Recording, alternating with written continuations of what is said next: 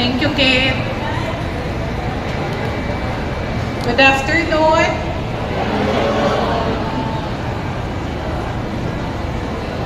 To our partners from SN Prime,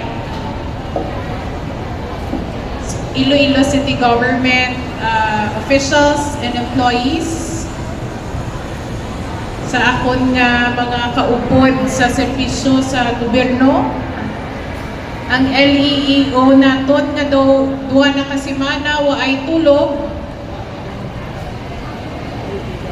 sa aton nga mga vendors, sa mga pumluyo naton nga ari diri, kag sa tanan nga mga pinalangga kung mga Ilonggo, mayong hapon gid sa inyo nga tanan.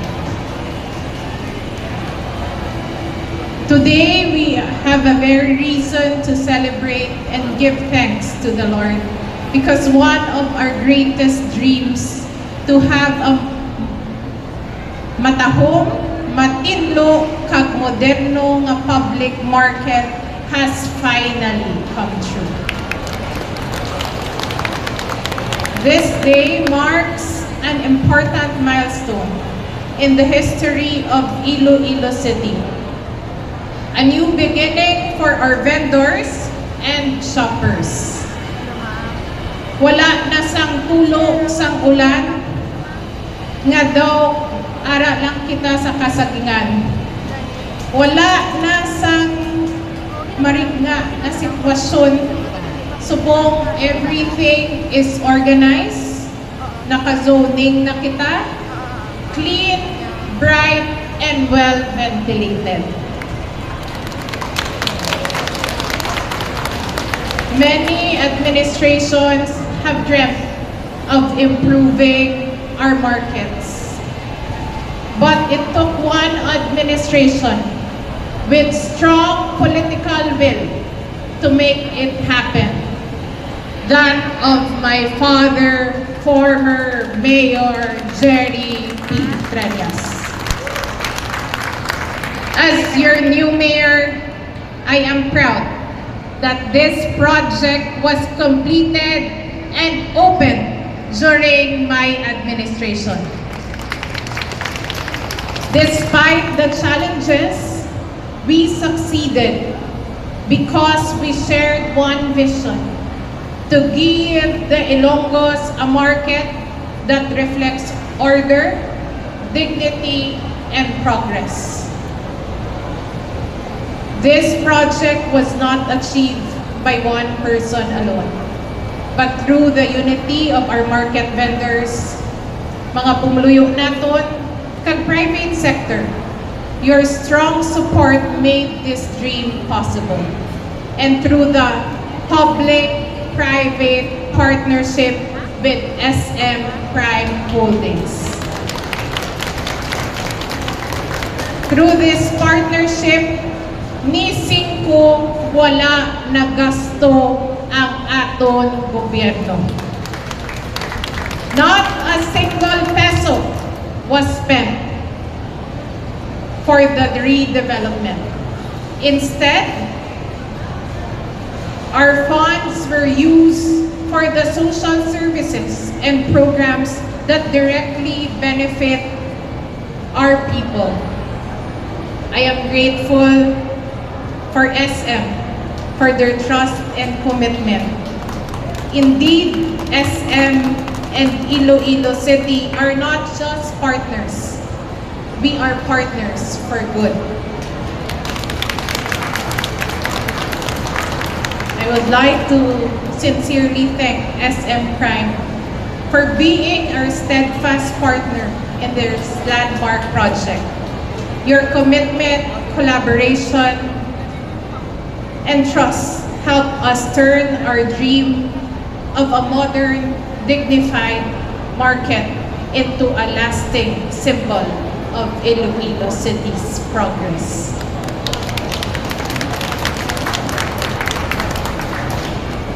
Let me emphasize, ang aton merkado wala niging privatize.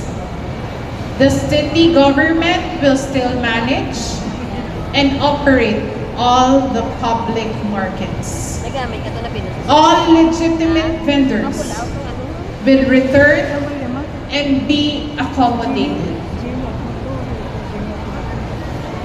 May gusto wala ako i-share something personal. When this partnership started, I was the one handling between the city and SM. During that time, I remember so clearly, July 2022. No, July 2022. Nag-start na ang PPP nga negotiations.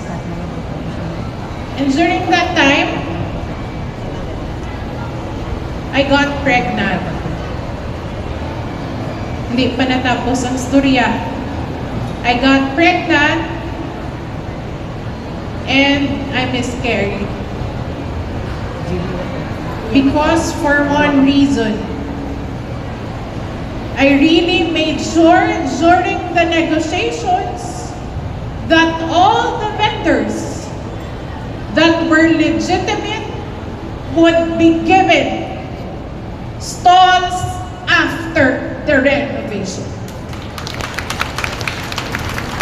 Sa sobra ko ka-stress, naulugan ako. Tigala na lang puro si Tin, nagulpi lang, wala yan ako ng batian. Di ba latin? Because that was our commitment to make sure nga ang tanan nga susulod sa merkado kag lingit mo makabalik sa merkado. So anong ginubra ko nga na-stress gid ako, ginpaisip liwat nga stalls kag ginpabalik sa SM kag ipaliwat ang design para masigurado makabalik ang tanan ng mga vendor sa merkado. Amo ko gid kamuna kapalangga nga miskan amo na to ako nga sitwasyon, ginuna ko gid ang mga vendors kay ginsigurado ko gid makabalik kamo diri sa matahog na nato nga merkado.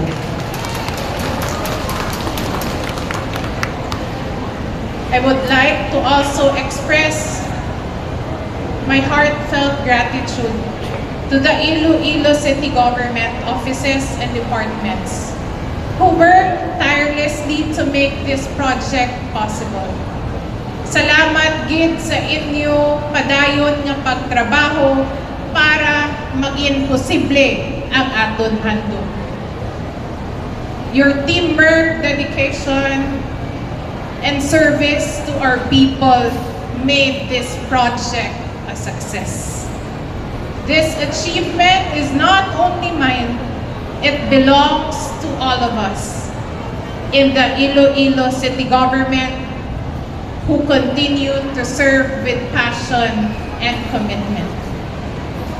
Mga pinalangga ko nga mga Ilonggo, ang redevelopment sa public markets isa naman ka-ebidensya nga kung maghili usa kita, nagabinuligay kita, kag may isa kita ka-direksyon. Matuman gid naton ang aton nga ginahandom para sa aton syudad. Gani, madamo gid nga salamat sa inyo nga tanan. Damo pa kita sa himuon para sa aton syudad kag para sa tagsa ka pamilyang Ilonggo. Padayunon naton ang paghumpong kag pagbinuligay kag pag-uswag. Let us continue to rise to action. Madamo gid salamat.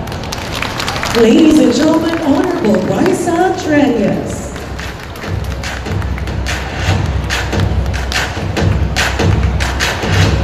And now, ladies and gentlemen, to give us a message of support, please welcome the Vice President for Operations, SM Super Malls. Please welcome Mr. Junias M. Eusebio.